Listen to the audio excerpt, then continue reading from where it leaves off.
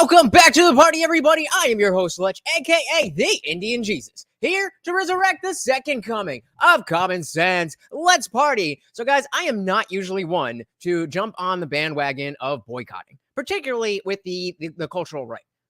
It never really works. But this whole Bud Light thing is very different. I'm going to tell you exactly how and why we need to keep this going.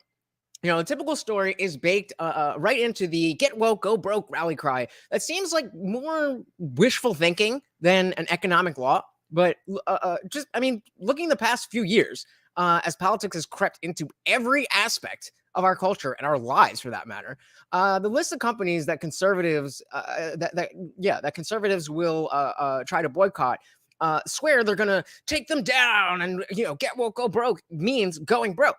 But they never do. The list is very, very long, and none of those companies are even struggling a little bit right now. Like, look at Netflix, look at Disney, look at Starbucks.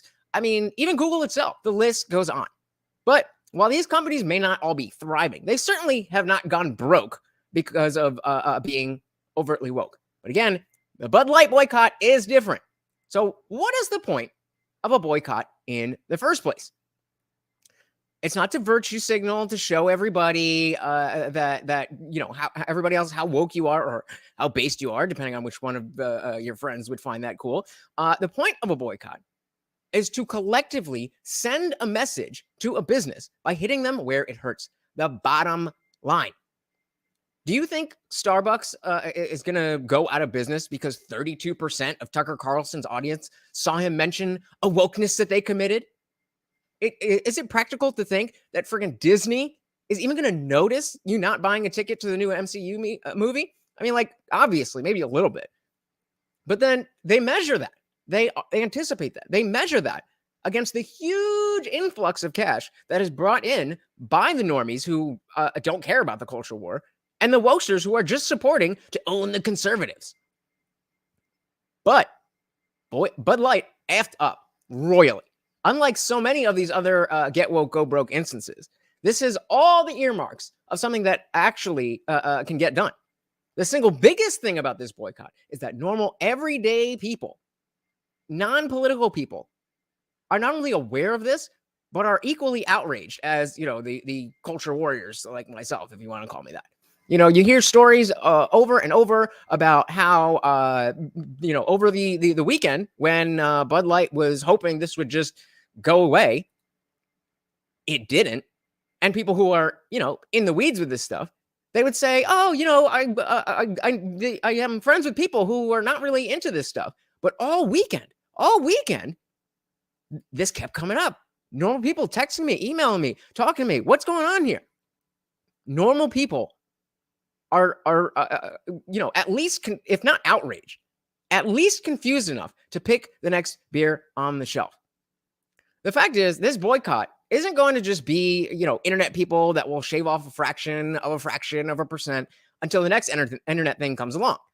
Many of the normie type people who are aware of this don't have the same hyperpolarized algorithm feed staring them in the face all day. So they're not likely to forget the image of Dylan Mulvaney in a bathtub talking about how he thought March Madness was just a crazy month for everybody and doesn't care about sports and all that stuff. They're not going to forget about that because they're not paying attention to the next thing. The second biggest thing that makes this boycott actually something that might actually work if people continue is the reason for the boycott.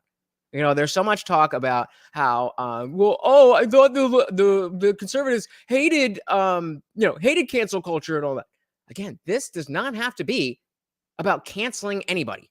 This is about individuals taking the opportunity to decide not to buy something and see how the company takes that message. And Dylan Mulvaney is not just some person. It's not a matter of just like, oh, that was woke, or, oh, they hired a personality I don't like. I mean, those things may be true about him, but the issue with Dylan is much, much deeper. He is not just some personality. He is the culmination of so many different culture war issues, but specifically, the fact that his audience is children. We all hate cancel culture, but I think we can agree that if a corporation is trying to sell alcohol, literal poison, to children, maybe we shouldn't support them. How, you ask? How are they selling alcohol to children? They may not be putting the cans or bottles or whatever in the hands of children. But there's a reason you don't see Blue's Clues beer commercials or Dora the Explorer cigarettes commercials or cigarette commercials at all for that matter. And because the audience of those characters, and yes, Dylan Mulvaney is a character in my humble opinion, the audience is exclusively children. The only reason someone like Dylan, someone knew who Dylan was before the entire media establishment decided he would be their new darling was because they were a child scrolling through TikTok, or you're like one of us and you saw him on Libs of TikTok or something like that. There are no sane adults following Dylan's career. But even just the other day, Joe Rogan brushed all this off. He cracked a can of Bud Light. He's like, they're just spreading the ban to an extra group of people.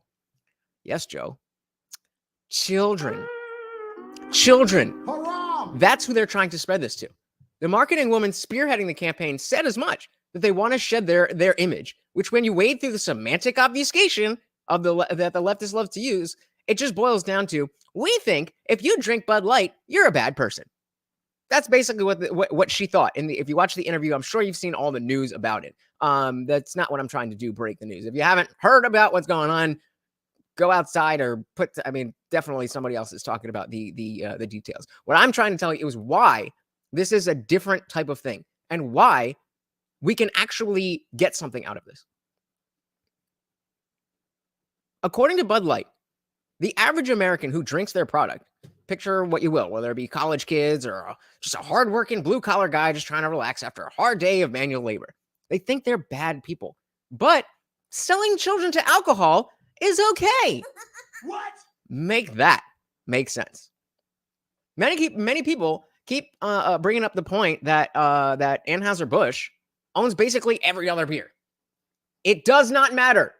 It does not matter. Neither Anheuser-Busch nor Bud Light is going to go broke.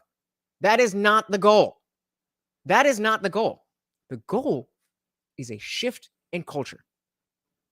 Up until now, wokeness has been basically the default. All companies that conservatives have tried to boycott before are doing just fine too. But that's not the failure of the boycotts. The failure of the boycotts is the fact that they did something to piss you off and they took zero accountability.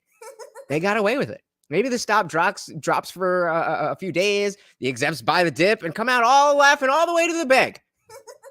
No, but with Bud Light, we don't need them to go broke. We just need a turning point in the culture war. That's all we need. We need to establish for the first time since woke culture took over that a company took things too far by selling to children while simultaneously spitting in the faces of all of their most loyal customers. All we need is a public apology. I don't even drink Bud Light. I got my drink of choice right here, and if they ever decide to sponsor me, you'll figure out what that is. But I mean, I don't care about Bud Light specifically, but that's not the point. What's up, Spitz? What I care about is the culture of pushing woke ideology onto everyone, particularly the age-inappropriate stuff to children. And yes, I am willing to die on that hill. That parading a caricature of a transgender individual around like it's not exactly the same as blackface, it's just woman face, that is based on taking hormones and getting gender-based surgeries, is being pushed on children. Yes, I will die on the hill that is not a good thing. That is why this boycott needs to continue, because it deserves to. And we have the numbers to get an apology. If Bud Light apologizes, it will mark the first time since all of this wokeness infecting culture actually getting corporate rejection. For the first time, we will see a corporation say, uh-oh, we went too far. And it's not the woke mob on Twitter that's mad. It's normal, everyday, average people. As soon as they say, we are sorry for aligning with somebody who is so obviously against American values. We hear you, and we will correct our mistake, and we will never do it again. Then, hey, it's Bud Light time. Why not? I'll buy a whole case because it's not about the money. It's about the culture. If that apology comes out, the leftists and the transes and the Twitter mob and all of them are going to flip out. They are going to flip out. But that has never mattered to any of these companies. It's always been simply more lucrative to throw normal people under the bus, to pander to the woke people because they have nothing to lose and everything to gain from from virtue signaling like that. But when a company, whether Bud Light or whatever, when you drop the ball and let this ride for another 5 years before you're ready to nut up, those are the choices. Ride with Bud Light, or it's just going to get worse and worse and worse and worse. Either way, we will know that the power of the fear-mongering from the woke Twitter mob is waning. That is important. So this is very strategic in the culture war. The reason we don't need them to go broke, the reason we want them to just, apologize, is to take accountability, to realize that this is not going to just go over as easily as they thought. They'll get a bunch of conservatives mad and then let it blow over and then on to the next thing. And it's so easy, guys. It's so easy. Just literally buy any other beer, even if it's owned by Anheuser-Busch. Because remember, it's not about bankrupting the company. It's about showing them you did this with Bud Light. So now millions of cans and bottles of Bud Light that are out there will sit on the shelves and go bad as long as you are selling wokeness and degeneracy to kids. Many will say go with Coors or a Miller to avoid Anheuser-Busch altogether. And some people are saying they have their own woke rainbow marketing, but I haven't seen them, market anything to children. So I have no problem with trans people drinking beer. Go for it. It's the children.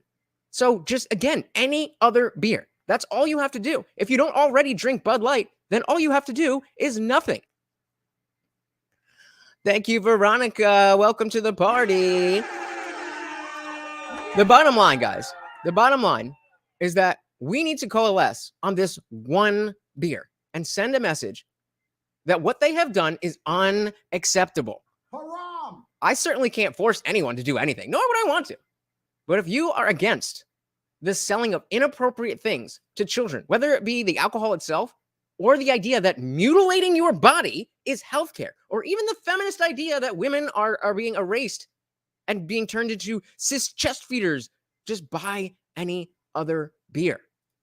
Guys, we need to keep this going because it will not, if it goes away, then like I said, it's just going to continue to get worse and worse and worse until, something's bad enough that y'all are like, okay, we really got to do it now. In which case, you're going to look back at this video and be like, damn, Indian Jesus was really, really right. So thank you so much, guys, for partying with me. Let me get to some these comments here. We got Splits in the building. What's going on, Harley? Apologize for what? For their using Dylan Mulvaney to sell their poison to children. That's what. Split says this is just another example of hijacking a social movement to promote your product. Yep. Eminem's doing it with feminism. In the gas station I work at, a tea brand is doing it with pride. It's all over. It's all over. Yep. And guys, you know that for the live show, every super chat comes with a treat for Morty here. Every super thanks also will get him a treat. Yep, he is always here. But I just wanted to come on really quick, guys, and give you my thoughts on this because I just think it's so important. We are at an inflection point. This could be a big deal, or it could be nothing. It could be nothing. And that's up to the people who normally would buy Bud Light and whether they do or whether they stop. I say you should stop.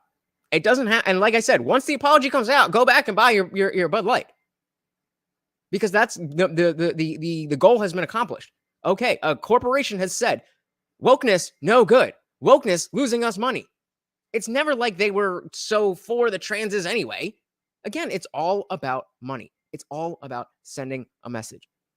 Thank you so much for partying with me today, guys. I hope you enjoyed yourselves. This is Morty, and I am your host, Lutch, aka the Indian Jesus, here to resurrect the second coming of common sense. Watch me live every Monday, Wednesday, Friday, 8 p.m. Eastern. Until then, guys, we are out of here. Peace.